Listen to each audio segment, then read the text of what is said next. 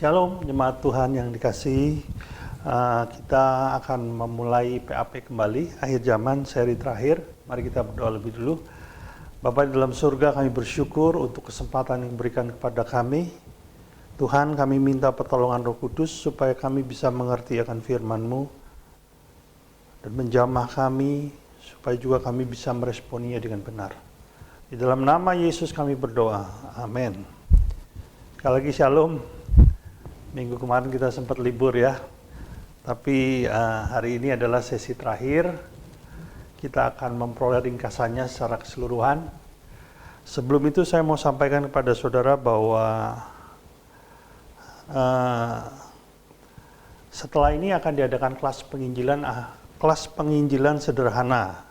Namun ini tidak akan diunggah ke YouTube, jadi diadakan secara tatap muka, saudaraku. Bagi saudara yang ingin ikut, harap mendaftarkan diri melalui WA. Kita adakan secara tatap muka. Saya upayakan 1 kali pertemuan sudah selesai. Ya, jadi ini adalah sesi terakhir, sesi ke-10 dari akhir zaman. Ya, memang tidak semuanya bisa dibagikan, tapi paling tidak garis besarnya sudah. Nah, ada satu peristiwa yang akan mendahului munculnya antikris, saudaraku. Yaitu sebelum antikris muncul, akan ada 10 pemimpin negara yang akan muncul terlebih dahulu. Ya, coba kita lihat ayatnya. Ini dari Wahyu pasal 17 ayat yang ke-12. Ya, memang saya tidak kupas satu pasal secara lengkap karena waktu, tapi langsung kepada poinnya. Bunyinya demikian, dan ke-10 tanduk yang telah kau lihat itu adalah 10 raja yang belum memulai memerintah. Jadi ketika penglihatan ini dilihat oleh Yohanes, peristiwa ini belum terjadi ya, belum mulai memerintah, tetapi 1 jam lamanya mereka akan menerima kuasa sebagai raja bersama-sama dengan binatang itu. Kita tahu sang binatang adalah antikris. Nah, saudara, ini adalah penglihatan yang ditulis oleh Yohanes. Tapi untuk lebih jelas, Daniel juga memperoleh penglihatan serupa yang lebih detail sifatnya. Coba kita lihat dari Daniel 7 ayat 23 dan 25. Saya harap saudara bisa melihat ya. Nanti kalau kurang jelas saya akan tampilkan di videonya untuk diedit atau bagaimana. Bunyinya demikian. Maka demikianlah katanya, binatang yang keempat itu ialah kerajaan yang keempat. Saudara, ini juga saya potong supaya mempersingkat waktu. Yang dimaksud kerajaan yang keempat adalah kerajaan Roma yang akan ada di bumi. Jadi binatang yang keempat itu ialah kerajaan yang keempat yang akan ada di bumi, yang akan berbeda dengan segala kerajaan dan akan menelan seluruh bumi. Pada waktu Daniel memperoleh penglihatan ini, kerajaan yang keempat itu belum muncul. Jadi memang akan ada di bumi, ya, belum muncul, baru akan. Tapi sebetulnya beberapa, jadi ini digenapi pada waktu Yesus hidup lah, katakan begitu ya. Jadi kerajaan Roma ini melebar kemana-mana, dan segala kerajaan dan akan menelan seluruh bumi, menginjak-injaknya dan meremukkannya. Ke-10 tanduk itu, ya, jadi ini hal yang serupa, diulang ya, saya coba kembalikan ke Wahyu tadi ya, ke-10 tanduk, ya ini juga sama, ya, ke-10 tanduk itu ialah ke-10 raja, ya, sama persis dengan apa yang ditulis oleh Yohanes, yang muncul dari kerajaan itu. Perhatikan, 10 raja ini muncul dari mana? Dari kerajaan yang keempat. Saya ulangi ya, 10 raja ini muncul dari kerajaan yang keempat. Apa ini kerajaan yang keempat? Kerajaan yang keempat adalah kerajaan Roma. Sesudah mereka akan 10 sesudah mereka akan muncul seorang raja. Jadi sudah 10 raja ini akan muncul seorang raja. Dia berbeda dengan raja-raja yang dahulu dan akan merendahkan 3 raja. Ia akan mengucapkan perkataan yang menentang yang maha tinggi dan akan menganiaya orang-orang kudus milik yang maha tinggi. Ia berusaha untuk mengubah waktu dan hukum, dan mereka akan diserahkan ke dalam tangannya selama 1 masa dan 2 masa dan setengah masa. Ayat 25 ini menjelaskan raja yang akan muncul setelah 10 raja, dan dari penjelasan ini kita tahu bahwa raja yang akan muncul setelah 10 raja adalah antikris, saudaraku. Jadi sebelum munculnya antikris akan muncul 10 raja atau 10 pemimpin bangsa yang akan berkuasa hanya 1 jam saja. Ini bicara masa kuasa yang tidak terlalu panjang, dan 10 pemimpin ini akan membuka jalan bagi antikris untuk berkuasa. Ya, 10 pemimpin ini yang akan membuka jalan bagi antikris untuk berkuasa. Mungkin saudara akan bertanya, 10 pemimpin atau 10 raja ini siapa? Alkitab tidak berbicara cukup jelas, tapi yang disebutkan hanya bahwa 10 pemimpin ini muncul dari kerajaan yang keempat, atau yang kita mengerti sebagai kerajaan Roma. Artinya 10 pemimpin ini akan muncul dari wilayah kerajaan Roma kuno. Wilayah, ya. Saya akan tunjukkan kepada saudara wilayah kerajaan Roma. Nah, ya. Nanti ini juga akan diedit, ditampilkan di YouTube, ya. Ini yang merah-merah ini, saudara, adalah wilayah kerajaan Roma, ya, wilayah kerajaan Roma. Sebetulnya Roma sendiri itu adanya di sini, saudara. Ya, tapi dia menginvasi banyak tempat dan akhirnya dia menguasai ini, ya. Cuman ini menggunakan nama-nama kuno. Nama-nama kuno. Jadi saudara bingung, apa sih maksudnya ini? Ya. Ini yang disebut dengan Laut Mediterania, atau kalau ini saya coba rubah ke peta modern hari ini bentuknya seperti ini, saudara. Lah, ya. Ini Laut Tengah atau yang sering disebut Laut Mediterania. Nah, inilah wilayah kerajaan Roma kuno. 10 pemimpin itu akan muncul dari sini, ya. Saya sebut aja nih, saudara pasti kenal nih. Di sini ada Prancis, ada Jerman, ada Spanyol, ada Romania, Bulgaria, ada Turki, ya. Nah, di wilayah sini, di sekeliling Laut Mediterania atau di sekeliling Laut Tengah akan ada muncul 10 raja atau 10 pemimpin bangsa-bangsa yang berkuasa tidak terlalu lama, namun mereka akan membuka jalan bagi sang antikris tampil dan akhirnya memiliki kekuasaan, saudara. Dulu sempat muncul sebuah spekulasi yang mengatakan bahwa 10 pemimpin bangsa-bangsa itu atau 10 raja itu adalah negara-negara yang tergabung di MEE atau Masyarakat Ekonomi Eropa, saudara. Tapi ternyata spekulasi itu salah, karena MEE jumlahnya sudah lebih daripada 10 bangsa. Jadi saya menyarankan kita tidak perlu berspekulasi lah siapa dari negara mana atau siapa pemimpinnya. Yang pasti hari ini itu belum muncul. Namun saudaraku, waktu 10 pemimpin ini muncul, kita pasti akan tahu. Pada saatnya mereka muncul, kita pasti akan tahu, saudaraku. Ya, jadi itu adalah satu peristiwa yang akan mendahului kemunculan antikris. Ya, ada beberapa hal lain yang cuman saya tidak akan kupas terlalu jauh lagi, saudara. Hari ini saya akan memberikan ringkasan kepada saudara untuk saudara bisa mengerti secara keseluruhan dari sesi pertama sampai sesi hari ini, sesi yang ke-10 ya. Apa saja yang terjadi, apa saja yang sudah kita pelajari, saudara. Ya, kita perhatikan. Nah, saudara pasti mengerti dengan peta waktu ini ya. Ini adalah 3,5 tahun di mana antikris berkuasa, ya. 7 tahun antikris berkuasa, ya. Nah, tentunya kita ada di sebelah sini, saudaraku.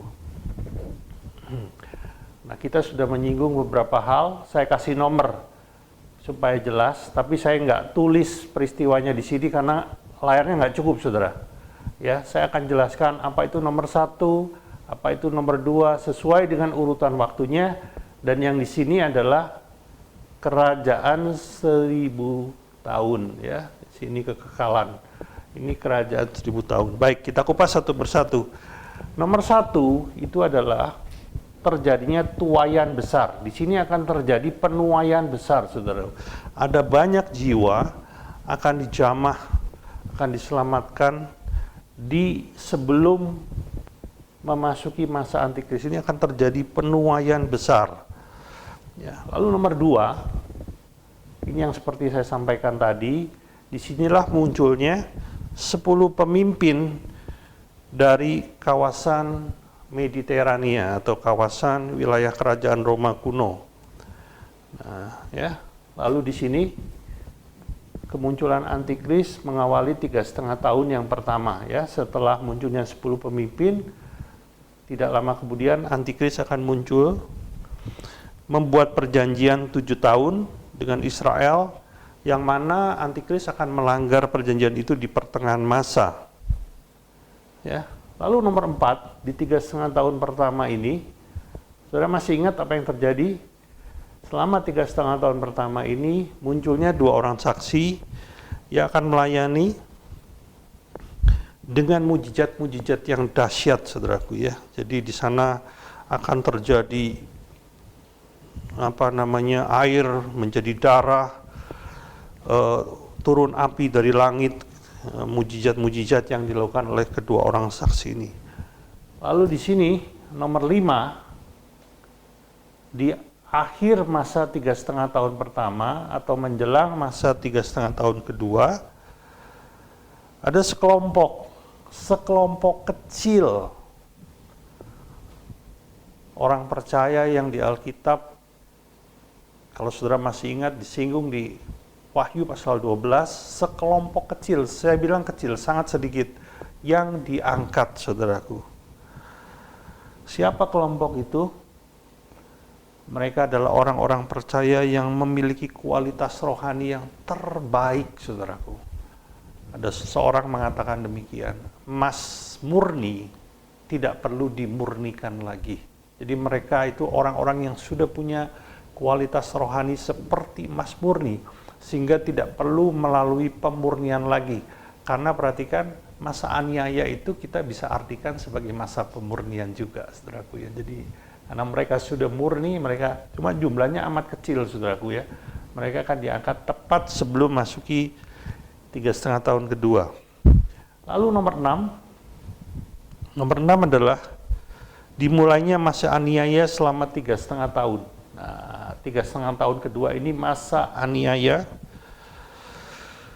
terhadap orang-orang percaya. Tapi perhatikan, saudara masih ingat, tidak semua orang percaya yang mengalami aniaya, saudaraku, ya. Tidak semua orang percaya mengalami aniaya. Kan kita masih ingat bahwa orang percaya pada waktu itu akan terbagi menjadi 2, yang diwakili oleh sang perempuan, dan kedua diwakili oleh keturunan yang lain, saudaraku.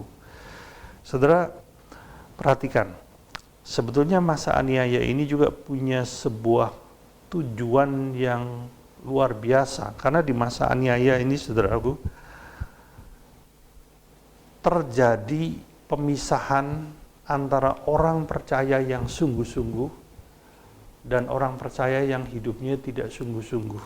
Orang percaya yang masih hidup dalam dosa, saudaraku. Saya mau ajak kita mundur sebentar ke Matius 13. Ya, Matius 13 ayat 47 dan 50. Ini adalah sebuah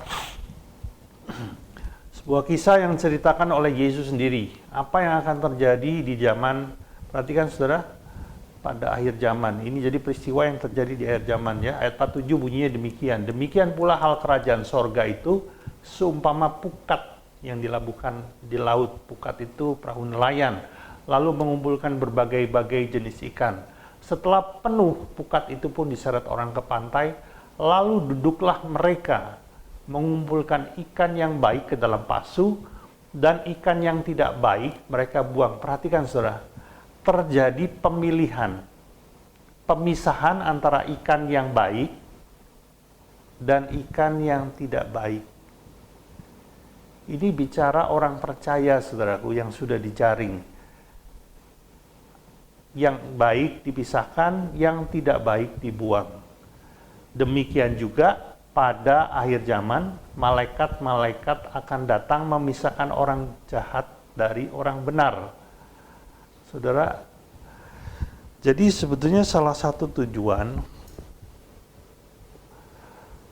masa aniaya itu akan dengan sendirinya terjadi pemisahan antara orang Kristen yang sungguh-sungguh dan orang Kristen yang tidak hidup sungguh-sungguh, saudaraku.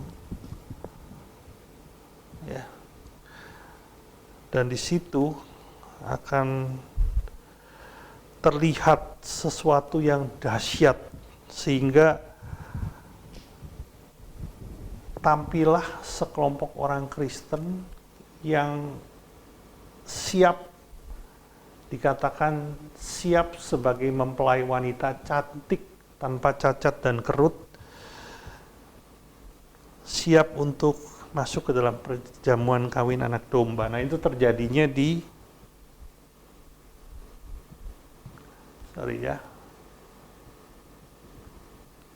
kita kembali ke ini masa aniaya ya. Nah, oke. Lalu menjelang akhir masa aniaya terjadilah poin ketujuh. Apa itu poin ketujuh? Kebangkitan pertama dan pengangkatan sang pengantin perempuan. Karena di akhir masa aniaya ini menjelang selesai akan terkumpul sekelompok orang percaya yang murni, yang baik, yang hidup dalam Tuhan sungguh-sungguh, tidak kompromi dengan dosa. Mereka akan diangkat. Dan juga orang-orang mati yang mati di dalam Tuhan, dalam arti mereka yang dipenggal karena imannya, mereka yang mati sebagai martir, itu akan mengalami kebangkitan di hampir masa akhir 3,5 tahun kedua ini. Jadi saya ulangi, nomor 7 ini adalah kebangkitan pertama dan pengangkatan pengantin perempuan yang sudah siap. Nah, saudara perhatikan, sebetulnya di sini juga terjadi setelah mereka dibangkitkan dan diangkat, apa yang terjadi? Mereka masuk dalam perjamuan kawin anak domba. Jadi setelah kebangkitan dan pengangkatan itu, orang-orang itu masuk dalam perjamuan kawin anak domba, saudaraku. Ya, ini terjadi di surga, perjamuan kawin anak domba. Lalu baru peristiwa yang nomor 8. Yang nomor 8 ini adalah kedatangan Tuhan yang akan mengawali perang antara antikris dengan Tuhan yang seringkali disebut dengan perang Harmagedon karena terjadi di lembah Megido. Jadi ke-8 ini kedatangan Tuhan yang mengawali perang melawan antikris. Ya, jadi lalu setelah itu kerajaan 1000 tahun. Saya ulangi sedikit di sini ya. Perhatikan saudara, jangan bingung ya. Di sini terjadi nomor 7 ini kebangkitan dan pengangkatan orang percaya. Lalu terjadi perjamuan kawin anak domba. Lalu setelah itu kedatangan Tuhan yang akan memulai perang Harmagedon. Ya, setelah ini di sini saudara, saya pikir sudah cukup mengerti lah apa yang terjadi di dalam kerajaan 1000 tahun dan setelahnya ya saudara ya. Saya pikir ini sudah memberikan penjelasan cukup baik buat kita semua saudara. Nah, yang terakhir adalah macet.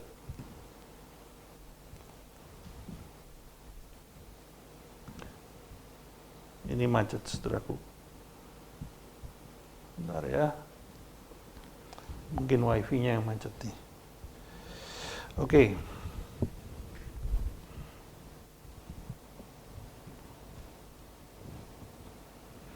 Yang terakhir, ini yang paling penting. Apa yang harus dilakukan oleh orang percaya? Apa antisipasi kita? Apa yang harus kita buat untuk menjelang terjadinya ini semua, ya, meresponi semua yang sudah kita ketahui ini, apa yang akan kita lakukan? Yang pertama, saudara, ini yang pertama ya, saudara. Orang percaya harus hidup di dalam pertobatan yang sejati, saudara. Sudah bukan waktunya lagi kita bermain-main dengan dosa, saudara. Itu yang namanya tomat atau seringkali disebut tobat dan tobat kumat. Itu sebenarnya bukan pertobatan, saudara. Jadi, kalau saudara mau siap dalam menghadapi masa-masa seperti itu, kita harus hidup dalam pertobatan yang sejati, saudaraku. Bukan lagi kita sekedar meninggalkan dosa. Harusnya kita juga membenci dosa. Seperti Bapak kita yang membenci dosa, demikianlah anak-anaknya, yaitu Anda dan saya, juga harus membenci dosa, saudaraku. Ya. Kalau ada seorang Kristen yang berkata, aku mengasihi Tuhan, tapi dia masih hidup di dalam dosa, maaf loh, saya katakan orang itu berdusta, tidak mengatakan kebenaran, dia bohong, saudaraku. Karena tanda seseorang mengasihi Tuhan itu adalah dia meninggalkan dosa. Bahkan dia membenci dosa, saudaraku. Yang kedua, tidak mencintai dunia, saudara. Ya. Mari kita perhatikan ayat ini. Matius 6 ayat 24. Tak seorang pun dapat mengabdi kepada dua tuan, karena jika demikian ia akan membenci yang seseorang dan mengasihi yang lain. Atau ia akan setia kepada yang seorang dan tidak mengindahkan yang lain. Kamu tidak dapat mengabdi kepada Allah dan kepada Mamon. Mamon ini bicara kekayaan, saudara. Tapi yang dimaksud di sini adalah kekayaan sebetulnya bukan sesuatu, bukan dosa. Tapi ketika seseorang mengabdi kepada kekayaan, dia jatuh dalam dosa. Dia hidup di dalam dosa. Dan orang yang menghambakan diri kepada kekayaan, maka dia jatuh dalam dosa cinta akan uang. 1 Timotius 6 ayat 10 berkata, karena akar segala kejahatan ialah cinta uang, saudara. Perhatikan, cinta uang ini akar segala. Dari cinta uang ini akan lahir berbagai macam dosa. Dari cinta uang ini akan lahir berbagai macam kejahatan. Membunuh, mencuri, merampas, mengambil hak orang lain, iri hati, dan segala macam dosa yang lain, akarnya adalah karena cinta akan uang, saudara. Jadi, bukan kita anti kekayaan, tapi kekayaan bukanlah tujuan hidup Anda dan saya, saudaraku. Bekerjalah dengan baik. Kalau Anda dianugerahi, dipercayai Tuhan dengan kekayaan yang berlimpah, jangan izinkan dirimu dikuasai oleh kekayaan, tapi jadikanlah kekayaan sebagai alat bagimu untuk memuliakan Tuhan, alat bagimu untuk bisa memberkati orang lain. Yang ketiga, berbuah. Saudaraku, coba kita lihat perkataan Yesus. Lalu ia berkata kepada pengurus kebun anggur itu, sudah 3 tahun aku datang mencari buah pada pohon ara ini, dan aku tidak menemukannya. Tebanglah pohon ini, untuk apa ia hidup di tanah ini dengan percuma. Perhatikan saya, saudaraku. Perkataan ini dikatakan Yesus ketika dia mengajar murid-muridnya. Dia memberikan sebuah cerita, ada sebuah pohon ara yang ditanam di kebun anggur. Saudaraku, sebenarnya pohon ara itu bisa hidup di tanah yang sukar, di tanah yang keras pun sebenarnya dia bisa hidup, saudaraku. Tapi dikatakan bahwa pohon ara itu ditanam kebun anggur, dan anggur itu harus hidup di tanah yang sangat baik, sangat subur. Artinya begini, Tuhan mau bilang, pohon ara itu disediakan fasilitas sedemikian rupa, sehingga seharusnya pohon ara itu bisa berbuah. Seharusnya bisa berbuah, karena segala macam nutrisi yang dibutuhkan oleh pohon ara itu semua lengkap, saudaraku. Tapi ketika pemilik kebun itu melihat setelah 3 tahun ternyata pohon ara itu tidak juga berbuah, akhirnya pemilik kebun itu marah. Tebang saja, buat apa dia ada di sini? Buang saja. Bahkan di Yohanes 15 dikatakan, ranting yang tidak berbuah ditebang dan dibakar di dalam api, saudaraku. Ada sebuah kerinduan yang begitu besar dalam hati Tuhan, melihat hidup Anda dan saya untuk bisa berbuah, saudaraku. Tuhan rindu Anda dan saya ini hidupnya berbuah, saudaraku. Ya, kalau saudara bertanya buah itu maksudnya apa? Saudara, ada banyak buah yang disinggung dalam Alkitab. Bisa bicara buah pertobatan, bisa bicara buah jiwa, bisa bicara buah roh, bisa bicara buah bibir yang memuliakan Tuhan. Ya, jangan katakan hal-hal yang tidak memuliakan Tuhan, buah yang memuliakan Tuhan. Kita ini seperti yang Anda lihat tadi pada peta waktu, kita ini hidup di masa penuaian. Dan di masa penuaian, buah yang paling banyak yang akan ada di seluruh dunia itu buah apa, saudara? Buah jiwa. Harusnya kita terlibat di sana, saudaraku. Bersaksilah, beritakanlah Injil, ceritakanlah Tuhan kepada orang lain. Anda bukan hanya jadi penonton, tapi Anda juga menjadi alat Tuhan di masa penuaian ini, saudaraku. Berbuahlah. Karena bila kita tidak berbuah, saudara, Tuhan membenci hal itu. Karena Tuhan mempersiapkan segala sesuatunya untuk Anda dan saya bisa berbuah. Yang keempat, ini yang terakhir, saya bikin pendek aja. Hiduplah dalam kehendaknya, ya. Hidup di dalam kehendaknya. Yesus pernah berkata dalam Yohanes 4 ayat 34, kata Yesus kepada mereka, makananku ialah melakukan kehendak Dia yang mengutus aku, saudaraku. Anda dan saya ini diciptakan untuk sebuah rencana. Ada kehendak Tuhan dalam penciptaan Anda dan saya. Nah, banyak orang percaya yang hari-hari ini saya melihat di mana mereka tidak hidup dalam kehendak Tuhan. Mereka hidup dalam kehendaknya sendiri. Ya, saudaraku, hiduplah dalam kehendak Tuhan. Loh Pak, saya nggak tahu apa itu kehendak Tuhan dalam hidup saya. Saudara, yang sederhana, mulailah dengan membaca Alkitab, karena di dalam Alkitab ada banyak kehendak Tuhan. Tapi lebih daripada itu ada kehendak Tuhan yang spesifik. Nah, kalau saudara rindu untuk melakukan kehendak Tuhan yang spesifik, saudara harus bangun hubungan. Saudara harus memiliki keintiman dengan Tuhan.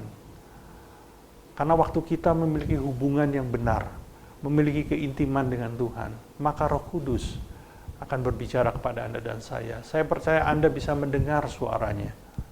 Karena kita tidak disibukkan dengan keinginan-keinginan untuk memenuhi kehendak kita sendiri. Ada sebuah kerinduan, ya, untuk kita menuntaskan kehendak Tuhan. Tuhan, untuk apa sih aku diciptakan? Apa yang harus kami buat hari ini? Apa yang harus kami buat bulan ini? Saya berdoa sangat sering, terutama untuk gereja yang saya gembalakan. Berkali-kali saya minta kasih karunia Tuhan agar Tuhan berbicara. Tuhan, gereja ini harus dibawa kemana? Kadang-kadang saya berpuasa, berdoa berhari-hari, bahkan berminggu-minggu, hanya untuk mencari kehendaknya, saudaraku. Adalah sangat penting kita hidup di dalam kehendak Tuhan. Baik, ini adalah akhir dari sesi ke-10. Saya kira saudara sudah cukup mengerti secara garis besar. Tapi bila saudara memperoleh atau ada pertanyaan, silakan saudara bertanya. Saya masih terbuka untuk pertanyaan melalui WA. Sekali lagi, setelah ini akan diadakan kelas penginjilan. Bagi saudara yang rindu untuk mengikuti kelas penginjilan sederhana ini, saudara harus mendaftar, dan kelas ini tidak diunggah di YouTube, jadi akan dilakukan secara tatap muka. Jadi untuk minggu depan tidak ada kelas PA lagi, saudara ya. Yang maksud saya yang diunggah ke YouTube tidak ada lagi ya. Sampai kalau memang dianggap perlu, saya akan mengunggah hal-hal yang masih bisa atau nantinya mungkin perlu saya unggah di YouTube. Terima kasih buat perhatiannya. Saya percaya sudah diberkati dengan program ini dan semakin mengasihi Tuhan. Mari kita tutup dalam doa. Bapa di surga, kami bersyukur dengan apa yang sudah kami buat. Tuhan tolong kami untuk menangkap inti pesan ini semua dan meresponi semua pesan firman ini dengan cara yang Kau mau, dengan cara yang benar. Terima kasih Bapa, segala pujian, hormat, dan kemuliaan hanya bagi-Mu di dalam nama Yesus. Amin. Sampai jumpa. Tuhan memberkati saudara.